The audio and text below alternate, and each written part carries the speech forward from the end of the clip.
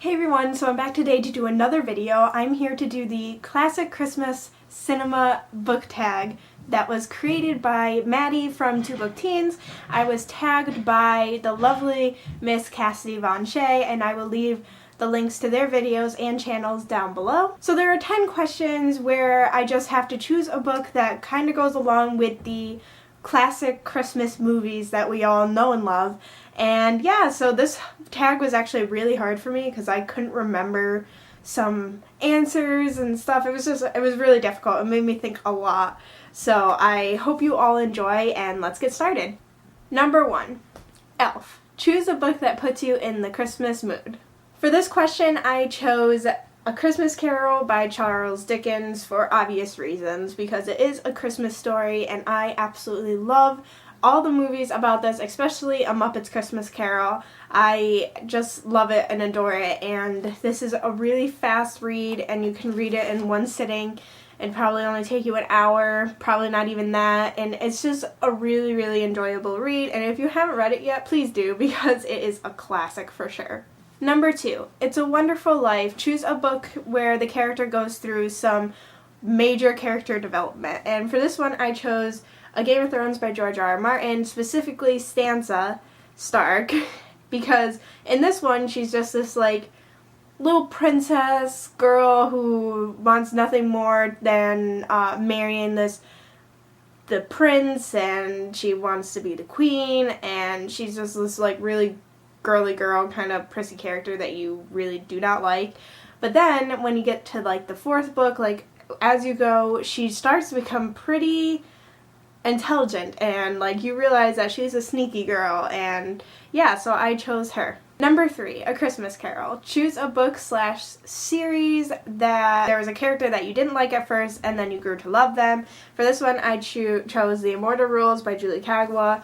The character named Jackal, he's pretty like mean and stuff in this one especially, but there's just like something about him, like his humor, especially in the 2nd book, The Eternity Cure, which I absolutely loved.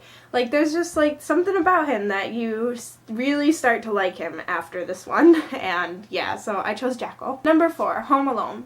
Choose a book or a series where the parents are not present or they're a really bad influence.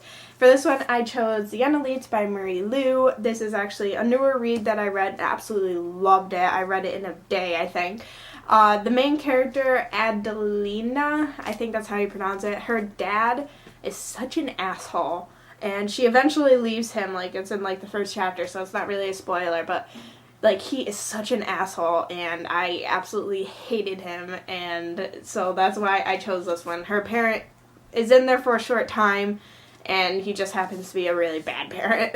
Number 5, Frosty the Snowman. Find a book with a snowy cover, and for this one I chose The Tragedy Paper by Elizabeth Laban, and the whole book is snowy. That's all snow and snowflakes, and it takes place in like a snowy area in the wintertime. They go sledding and stuff. It's a really enjoyable read. It is about a boy who is an albino. Number 6, Rudolph the Red-Nosed Reindeer. Choose a book where there's a character that you can't help but root for, and for this one I chose Throne of Glass by Sarah J. Maas. I'm currently reading the 2nd one, Crown of Midnight, and absolutely loving it, as well. I love the 1st one too, but you cannot help but root for Selena, and she is such a badass character. Such a badass character. I absolutely love her. Selena, Selena, Selena. Number 7, Polar Express. Find a book where the characters travel someplace cold. For this one I chose Frostbite, the 2nd book in the Vampire Academy series by Rochelle Mead. Love the series. If you haven't read it yet or even started it, then you definitely should pick it up because it's amazing. This one, they specifically go to a ski resort, and the whole book pretty much takes place in that ski resort. And yeah, I love this one. It's one of my favorite in the series. Number 8, How the Grinch Stole Christmas. Choose a villain that you couldn't help but love. For this one, I chose Shadow and Bone by Leigh Bardugo, which is no surprise. The Darkling, you can't help but love him. He is so charismatic and charming, and you cannot help but love him. And he's an asshole, but you love him anyway. Number 9, National Lampoon's Christmas Vacation. Choose a character with a goofy sense of humor. For this one, I chose Hold Me Closer, Necromancer by Lish McBride. I just recently read this one and its sequel, which is Necromance in the Stone. And the whole story, like, it's not the best book in the world. I think I gave them both.